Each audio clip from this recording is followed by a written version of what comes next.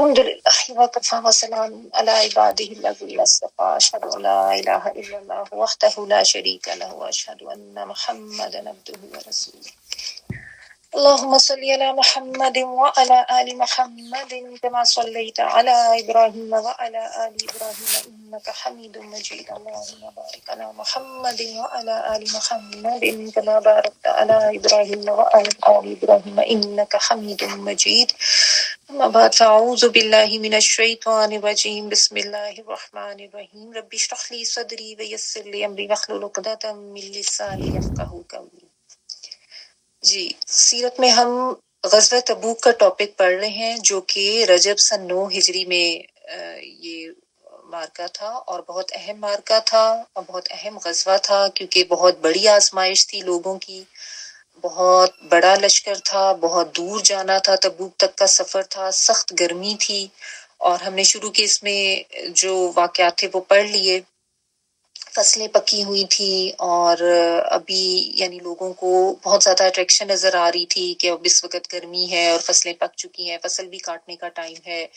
باغات میں درخت ہیں، کھجور ہیں کہ وہاں پہ بیٹھے اور آرام کرتے، لیکن اللہ سبحانہ تعالیٰ کی طرف سے حکم آیا کہ رومی طاقت کے خلاف نکلنے کا کہا گیا کیونکہ وہ پلان کر رہے تھے مدینہ کے اوپر اٹیک کرنے کا، ٹھیک ہے۔ تو بہرحال اس کے لیے پھر مسلمانوں نے تیاری کی جس میں صحابہ اکرام نے بہت بڑھ چڑھ کر صدقہ خیرات کیا اور پھر یہ لشکر چلا اور راستے میں ان کو کافی مشکلات ہوئیں، وہ ہم نے پڑھ لی کہ کس طریقے سے کھانے پینے کی بہت قلت ہو گئی تھی، سواری کی بھی قلت تھی، اور پھر وہاں جب پہنچے تو دشمن پر ایسا روب پڑا کہ دشمن کی ہمت ہی نہ ہوئی ان کا مقابلہ کرنے کی۔ تو تبوک میں پھر آپ صلی اللہ علیہ وآلہ وسلم 20 دن تک مقیم رہے اور وہاں پہ پھر یہ ہوتا رہا کہ ارد گرد کے جو قبائل تھے وہ آ کے نبی صلی اللہ علیہ وآلہ وسلم کے ساتھ ان کی بات چیت ہوئی، اور کچھ قبائل جو تھے انہوں نے جزیہ کی ادائیگی پر صلح کر لی تھی اور مسلمان نہیں ہوئے تھے، جزیہ کی ادائیگی پر ان کے ساتھ معاملات طے ہو گئے تھے تو ان کو امان دے دی گئی تھی۔ یہ ٹاپک ہم نے کر لیا تھا کہ تبوک میں 20 دن رہے آپ صلی اللہ علیہ وآلہ وسلم۔ اس سے اگلا جو ٹاپک ہے یہاں سے میں آج پڑھی ہوں، دومت الجندل کے عقیدر کی گرفتاری۔ یہ عقیدر جو ہے نا ان کے سردار کا نام تھا۔ رسول اللہ صلی اللہ علیہ وآلہ وسلم نے حضرت خالد بن ولید رضی اللہ تعالیٰ عنہ کو 420 سواروں کی میت میں دومت الجندل کی عقیدر کی طرف روانہ کیا کہ وہاں پہ جاؤ، اور ان کا سردار جو ہے، اور پھر ساتھ آپ صلی اللہ علیہ وآلہ وسلم نے پیشن گوئی بھی کر دی تھی کہ تم اسے نیل گائے کا شکار کرتے ہوئے پاؤ گے۔ حضرت خالد بن ولید تشریف لے گئے، جب فاصلہ اتنا رہ گیا کہ قلعہ نظر آ رہا تھا تو ایک نیل گائے نکلی اور قلعے کے دروازے پر سینگ رگڑنے لگی۔ عقیدر اس کی شکار کو نکلا، ورنہ تو وہ قلعے کے اندر ہی تھا، اس کے شکار کو وہ باہر آیا، لیکن حضرت خالد بن ولید نے خود عقیدر کو ہی شکار کر لیا اور اسے گرفتار کر کے نبی صلی اللہ علیہ وآلہ وسلم کی خدمت میں حاضر کیا۔ آپ صلی اللہ علیہ وآلہ وسلم نے جان کی تو اس کی بخشش فرمائی اور طے کیا پایا تھا 2000 اونٹ، 800 غلام، 400 زرہوں اور 400 نیزوں پر صلح فرمائی، ٹھیک ہے۔ تو اس طریقے سے یہ لوگ جو تھے یہ بھی زیر ہوا، اور اس نے ایلا اور مینا والوں کی شرائط پر جزیہ بھی دینے کا اقرار کیا، یعنی اس نے بھی کہا کہ میں جزیہ دے دوں گا، مسلمان میں نہیں ہو رہا۔ یہ ایلا اور مینا یہ ہم نے لاسٹ ویک جو پڑھا تھا نا، یہ جو تبوک میں 20 دن کا ٹاپک تھا کہ اس میں ہم نے پڑھا تھا کہ ایلا کا حاکم تھا یوحنا، اس نے بھی آ کے یہ کہا، تو ان کے ساتھ کچھ شرائط پھر طے ہوئی تھی نا کہ نبی صلی اللہ علیہ وآلہ وسلم نے ان کو یہ تو امان دی تھی کہ سمندر و خشکی میں ضمانت ہے کہ ان کو کچھ نہیں ہوگا، اور ان کے نہ قافلوں کو، نہ سمندری قافلوں کو، نہ زمینی قافلوں کو، لیکن اگر ان کی طرف سے کوئی غلطی کسی نے کی یا ان کی طرف سے کوئی شرارت ہوئی تو پھر اس کا جواب ان کو ملے گا، ٹھیک ہے نا۔ اور یہ اسی طرح کی پھر کچھ پھلوں کی ادائیگی، کچھ پیسوں کی ادائیگی، اس طریقے سے معاملات طے ہوئے تھے، تو وہ انہوں نے لکھا ہوا ہے کہ اسی شرائط پر اس نے بھی طے کر لیا اور ساتھ جزیہ دے کے وہ بھی تیار ہو گیا تھا۔ اچھا، اب اس کے بعد مدینہ کو واپسی ہوتی ہے۔ اس میں بھی اب کچھ واقعات ایسے ہیں جو کہ آپ پہلے پڑھ چکے ہیں، الحمدللہ ہم سورۃ توبہ کافی ڈیٹیل سے پڑھ چکے ہیں، آپ کو خود یہ بھی یاد آ جائے گا۔ یہ تو ٹاپک ہے مدینہ کو واپسی۔ 20 دن کے بعد رسول اللہ صلی اللہ علیہ وآلہ وسلم نے مدینہ واپسی کی راہ لی، راستے میں آتے جاتے 30 دن لگ گئے تھے، ٹھیک ہے۔ تو ٹوٹل کتنے ہو گئے؟ 30 دن کا سفر تھا، 20 دن وہاں قیام کیا تھا تبوک میں، تو 50 ڈیز یہ تقریباً ہو گئے تھے، 50 دن، ٹھیک ہے، یعنی پورے مہینے کا سفر تھا، جسٹ امیجن۔ اور پھر اس کے بعد وہاں قیام بھی کیا. تو اس طرح رسول اللہ صلی اللہ علیہ وسلم کل 50 دن مدینہ سے باہر رہے. راستے میں لشکر ایک گھاٹی سے گزرا. when they are coming back، یہ واقعہ آپ پڑھ چکے ہیں. راستے میں لشکر ایک گھاٹی سے گزرا. لوگوں نے وادی کی راہ لی اور رسول اللہ صلی اللہ علیہ وسلم نے گھاٹی کا راستہ اختیار کیا. آپ صلی اللہ علیہ وسلم کے ساتھ صرف حضرت عمار رضی اللہ تعالیٰ عنہ تھے جو اونٹنی کی نکیل تھامے ہوئے تھے، اور حضرت حذیفہ بن یمان رضی اللہ تعالیٰ عنہ جو اونٹنی کو ہانک رہے تھے. یہ واقعہ آپ کو یاد ہوگا کہ جب واپس ہو رہے تھے تو نبی صلی اللہ علیہ وسلم کو اللہ تعالیٰ نے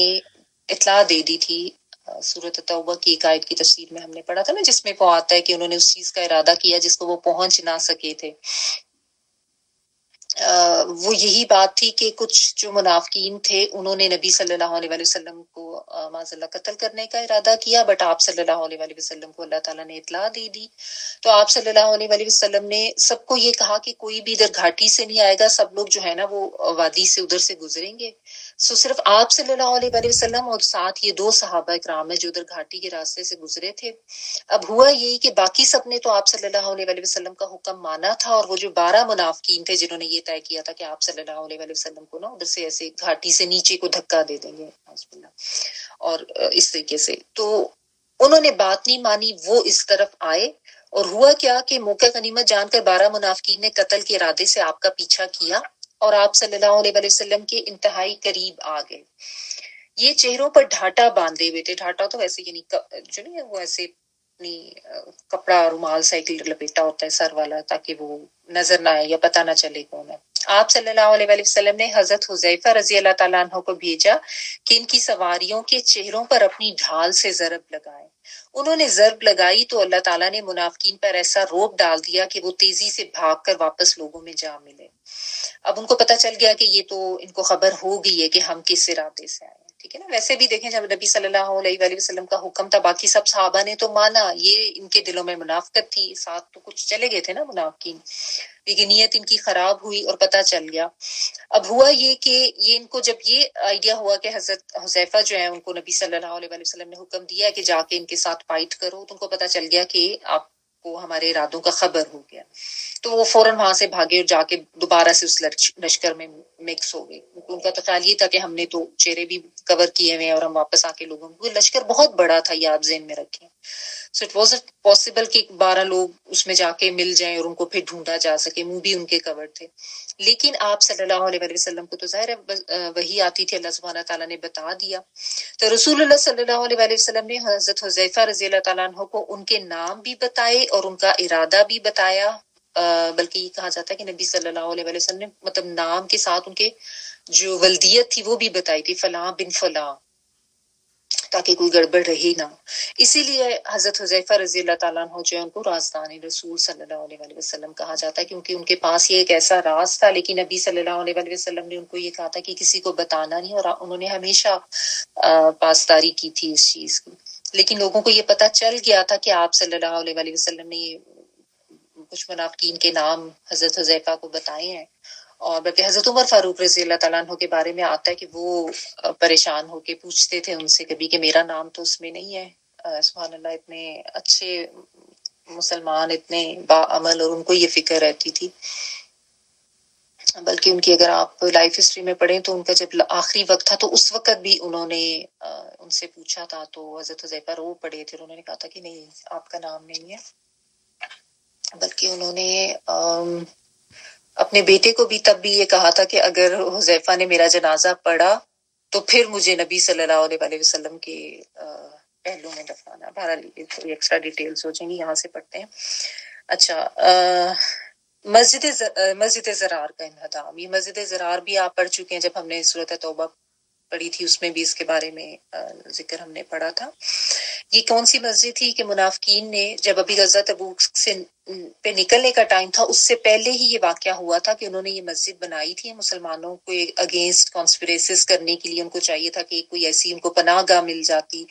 تو اس کے لیے انہوں نے یہ بنائی تھی، غلط نیت سے بنائی تھی. نبی صلی اللہ علیہ وسلم کو انہوں نے کہا تھا کہ آپ آ کے نا یہاں پہ 2 نفل پڑھ لیں، تو تاکہ اس کا نا ایک طرح کا ہم وہ جس کو افتتاح کرنا کہتے ہیں نا، یعنی ایک سب کو پتہ چل جائے کہ جی ریزن انہیں یہ دی تھی کہ جی ہم نے اس لیے یہ بنائی ہے کہ لوگ جو ہے ان کو بارش میں دور جانا پڑتا ہے، یہ قباء میں انہوں نے بنائی تھی، تو مسجد نبی دور پڑتی ہے، یہ اس طرح کی بات انہیں کی تھی۔ تو آپ صلی اللہ علیہ وآلہ وسلم نے انہیں یہ کہہ دیا تھا کہ ابھی تو میں تبوک کے لیے نکل رہا ہوں، واپسی پر آؤں گا۔ تو یہ وہ واقعہ یہاں پہ بیان ہے کہ منافقین نے ضرر رسانی، کفر، مومنین میں تفریق اور اللہ اور اس کے رسول صلی اللہ علیہ وآلہ وسلم سے جنگ کرنے والوں کو گھات کی جگہ فراہم کرنے کے لیے قباء میں ایک مسجد بنائی تھی، اور رسول اللہ صلی اللہ علیہ وآلہ وسلم سے گزارش کی تھی کہ آپ اس مسجد میں ان کے لیے نماز پڑھیں۔ اس وقت آپ صلی اللہ علیہ وآلہ وسلم تبوک کے لیے تیار ہو رہے تھے، تو آپ نے فرمایا تھا کہ ابھی تو ہم سفر پر ہیں، البتہ واپس آئے تو اس میں انشاءاللہ نماز پڑھیں گے۔ لیکن جب آپ صلی اللہ علیہ وآلہ وسلم تبوک سے واپسی میں ضیاء اوان میں اترے اور مدینہ ایک دن یا اس سے بھی کم فاصلے پر رہ گیا، تو حضرت جبرائیل علیہ السلام نے نازل ہو کر مسجد کی اصل حقیقت بتائی اور نماز پڑھنے سے منع کر دیا۔ تو حضرت جبرائیل علیہ السلام آئے، انہوں نے بتا دیا کہ یہ مسجد جو ہے کتنی غلط نیت سے بنائی گئی ہے۔ تو پھر آپ صلی اللہ علیہ وآلہ وسلم نے آدمی بھیج کر اسے جلا دیا اور اس کو مسمار کر دیا تھا۔ مسمار ہوتا ہے کہ ڈھا دیا تھا، یہ اللہ کے حکم سے ہوا تھا۔ اچھا، اور اس کے بارے میں آپ پڑھ چکے ہیں نا کہ وہ ہمیشہ ان کے دلوں میں کھٹکتا رہے گا کہ یہ کیا ہوا ہمارے ساتھ، کہ ہم نے تو اپنی طور پہ بڑی چالاکی کی تھی، مسجد بنائی تھی اور وہ اس کو ایسے ختم کر دیا گیا۔ اہل مدینہ کی طرف سے رسول اللہ صلی اللہ علیہ وآلہ وسلم کا استقبال، جب مدینہ کے آثار دکھائی پڑنے لگے تو نبی صلی اللہ علیہ وآلہ وسلم نے فرمایا، یہ رہا طیبہ، یہ رہا احد، یہ وہ پہاڑ ہے جس سے ہم سے محبت ہے اور جس سے ہم محبت کرتے ہیں۔ یہ احد کے پہاڑ کے بارے میں نبی صلی اللہ علیہ وآلہ وسلم نے یہ فرمایا تھا، صحیح بخاری میں آتا ہے۔ ادھر لوگوں نے آپ کی آمد کی خبر سنی تو استقبال میں عورتیں اور بچے بچیاں نکل پڑیں جو یہ شعر گنگنا رہی، طلع البدر علینا من ثنیات الوداع وجب الشکر علینا ما دعا للہ داعی۔ ہم پر ثنیات الوداع سے 14ویں کا چاند طلوع ہوا، جب تک پکارنے والا اللہ کو پکارے ہم پر شکر واجب ہے۔ اس کے بارے میں بعض کا یہ کہنا ہے کہ جب آپ صلی اللہ علیہ وآلہ وسلم مدینہ تشریف لائے تھے ہجرت کر کے تو تب یہ کہا گیا تھا، لیکن اکثر مورخین کا یہ کہنا ہے کہ یہ ثنیۃ الوداع جو ہے یہ چونکہ اوپر کی طرف ہے، شمال کی طرف، جبکہ جب آپ ہجرت کر کے آئے تھے تو وہاں سے نہیں آئے تھے، تو یہ ثنیۃ الوداع وہاں سے، تو یہ اس ٹائم پر پڑھا گیا تھا۔ اس کے بارے میں یہ مختلف آراء ہیں۔ بہرحال چونکہ بہت لمبا سفر تھا، بہت بڑا ایک اہم غزوہ تھا اور بہت دنوں کے غزوہ تھا، کافی دن کے بعد آئے تھے، تو اس لیے اس طریقے سے پھر ان کا خیر مقدم کیا گیا۔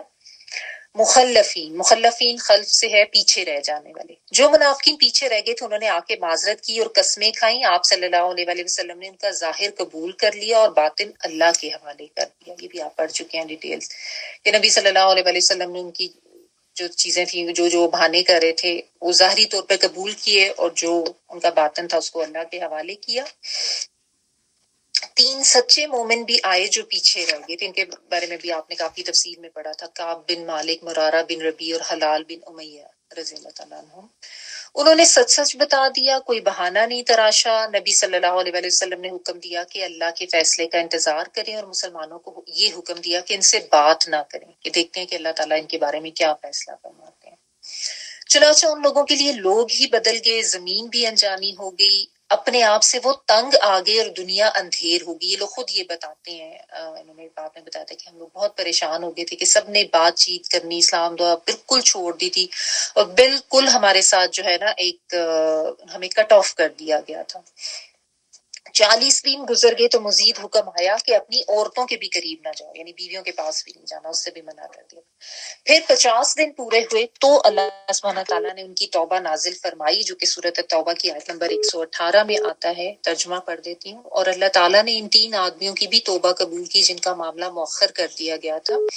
یہاں تک کہ جب زمین اپنی کشادگی کے باوجود ان پر تنگ ہو گئی، ان کی جان پر بند آئی، انہوں نے یقین کر لیا کہ اللہ سے بھاگ کر پناہ کی کوئی اور جگہ نہیں، اگر ہے تو اسی کی طرف ہے، تو اللہ نے ان پر مہربانی کی تاکہ وہ توبہ کریں۔ یقیناً اللہ تعالیٰ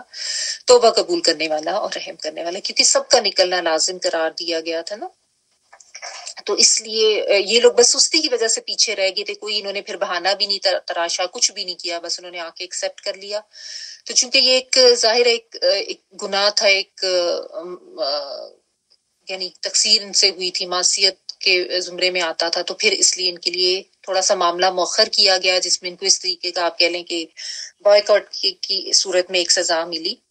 اور لیکن پھر جب انہوں نے بہت توبہ استغفار کی تو پھر اللہ سبحانہ تعالیٰ جو غفور الرحیم ہے، اللہ نے ان کی باقاعدہ توبہ قبول بھی کی، ان کے بارے میں یہ آیت بھی نازل کی، پھر ان کو یہ خوشخبری دی گئی۔ اس سے مسلمانوں اور پیچھے رہ جانے والوں میں خوشی کی لہر دوڑ گئی، یعنی جب ان کی توبہ کا اعلان ہوا نا، نبی صلی اللہ علیہ وسلم نے اعلان کیا کہ ان کو جا کے بتاؤ، لوگوں نے ایک دوسرے کو خوشخبری دی، مبارکباد دی، انعام دیے، انہوں نے صدقے کیے، اور یہ ان کی زندگی کا مبارک ترین دن تھا۔ پھر انہوں نے صدقہ خیرات بھی بہت کیا تھا۔ جبکہ کچھ اور آیتوں نے منافقین کا بھانڈا پھوڑ دیا، ان کے جھوٹ کے راز کھول دیے اور سچے مومنین کو بشارتیں دی، پس تعریف جہانوں کے پروردگار کے لیے ہے۔ یہ آپ کو یاد ہوگا سورۃ توبہ میں ہم نے پڑھا تھا کہ پھر آپ صلی اللہ علیہ وسلم کو بتایا گیا تھا کہ اب ان کے ساتھ سختی کرنی ہے، منافقین کے ساتھ نا، اب تک تو بہت ہم نے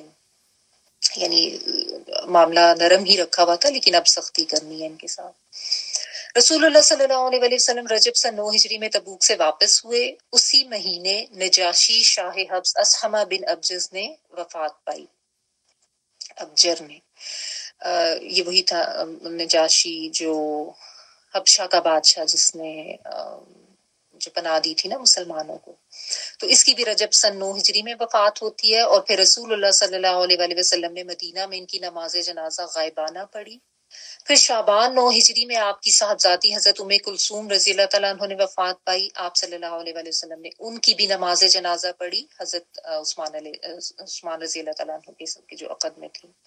ان کو بقیع میں دفن فرمایا اور ان پر سخت غمگین ہوئے۔ صاحبزادی جو آپ کی تھی دوسری حضرت عثمان رضی اللہ تعالیٰ عنہ سے آپ صلی اللہ علیہ وسلم نے یہ بھی فرمایا، اگر میرے پاس تیسری لڑکی بھی ہوتی تو اس سے بھی تمہاری شادی کر دیتا۔ ذوالنورین ان کو اسی لیے کہا جاتا نا، دو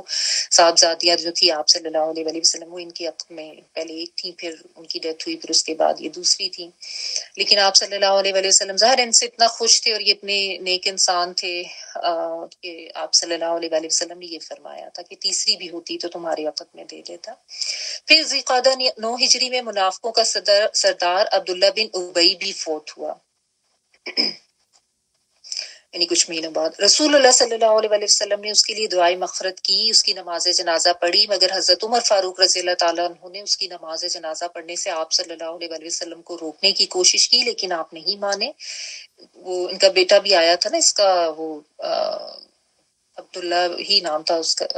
ان کا بھی، تو اس نے آ کے نبی صلی اللہ علیہ وسلم کو کہا تھا کہ مجھے کہ اپنا کرتا دے دیں، تو آپ صلی اللہ علیہ وسلم نے دے دیا تھا، اور اس نے ریکویسٹ بھی کی تھی، آپ نے نماز جنازہ پڑھ دی تھی، لیکن حضرت عمر فاروق بار بار روک رہے تھے آپ کو۔ اور پھر قرآن نازل ہو گیا، یعنی قرآن کی آیات نازل ہوں گی جس میں منافقین کی نماز جنازہ پڑھنے سے منع فرما دیا گیا تھا۔ ٹھیک ہے، آخر دعوانا الحمدللہ رب العالمین، سبحانک اللہم و بحمدک، نشہد ان لا الہ الا انت، نستغفرک و نتوب الیک۔ سبحان ربک رب العزۃ عما یصفون وسلام علی المرسلین والحمد للہ رب العالمین۔ بارک اللہ لی و لکم فی القرآن العظیم و نفعنی و ایاکم بالآیات و ذکر الحکیم۔ دعا کر لیجیے۔